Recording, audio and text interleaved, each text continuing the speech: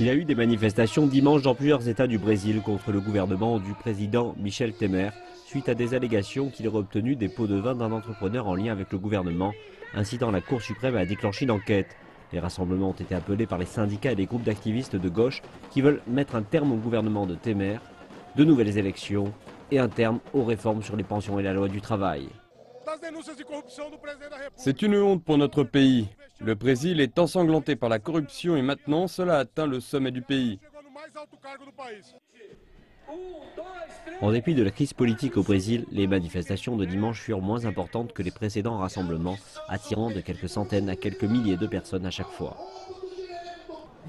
La pluie fut un problème pour les organisateurs du rassemblement ici à Sao Paulo, mais ceux qui sont venus ici ont admis qu'il y avait d'autres raisons derrière cette faible participation. Nous, venant de groupes de gauche, appelons souvent à des manifestations, mais je pense que la population ne participe pas tant que ça. Je pense que beaucoup de gens ont l'impression que manifester ne sert à rien, car les politiciens sont tous les mêmes. Nous entamons à l'heure actuelle un mouvement qui contraindra des maires à quitter le pouvoir. Nous devons rassembler davantage de force et nous agirons aussi fortement que pour l'éviction de la présidente Dilma Rousseff. La taille relativement petite des manifestations pourrait servir d'encouragement pour le président Temer, mais cela ne signifie pas que la crise politique soit terminée. Bien que le gouvernement ne semble pas sur le point de s'effondrer, le président est toujours confronté à une difficile bataille pour conserver sa base de soutien au Parlement et atteindre la fin de son mandat.